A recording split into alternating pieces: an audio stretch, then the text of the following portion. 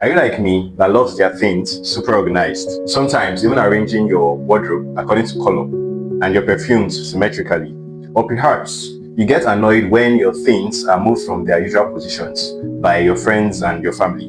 And now they have dashed you OCD. Or maybe you're even the one that dashed yourself the condition. Oh my god. Okay. Let's be serious. Let me school you. Being organized is a normal personality trait. You might prefer your things arranged in a particular way because it makes your environment easier to navigate, or simply because you like things neat. Maybe you make detailed to-do lists. Maybe you fold all your clothes down to your underwear. And if something is out of place, you might feel uncomfortable, but you can usually move on. You don't necessarily feel compelled to fix it immediately. And more importantly, these preferences don't significantly interfere with your life. Obsessive compulsive disorder, also known as OCD, is totally different.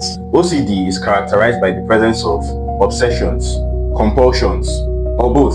Obsessions are recurrent or persistent thoughts, urges, or images that are experienced as intrusive and unwanted. Examples of obsessions include persistent thoughts of contamination, images of horrific scenes, or the urge to stab someone. Obsessions are not pleasurable or experienced as voluntary.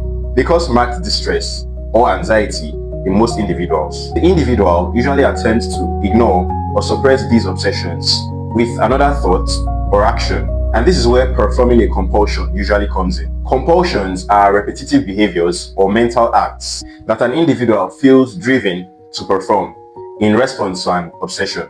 Compulsions are like rituals and may include repetitive behaviors like washing and checking, or mental acts like counting or repeating words silently. Most individuals with OCD have both obsessions and compulsions, which are usually thematically related. For example, thoughts of contamination associated with washing rituals, or thoughts of harm associated with repeatedly checking. Individuals with OCD often report that they perform these compulsions in order to reduce the distress that are triggered by those obsessions, or to prevent a feared event.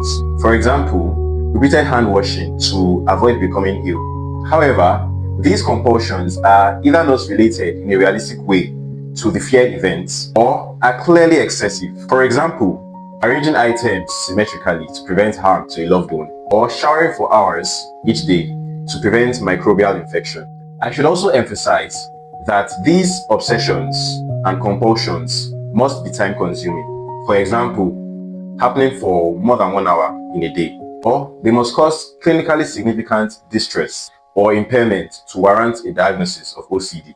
This criterion helps to distinguish the disorder from the occasional intrusive thoughts or repetitive behaviors that are common in the general population. For example, double checking that a door is locked, which is totally normal. So you see, the behavior in OCD isn't necessarily enjoyable. It's driven by a feeling of, I have to do this. And here's another important misconception. OCD is not a synonym for being neat, organized, or perfectionistic.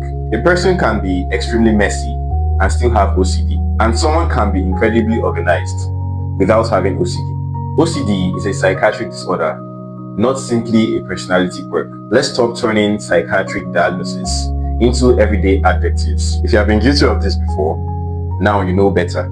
Spread the word and follow for part 5 on normal human emotions versus psychiatric disorders.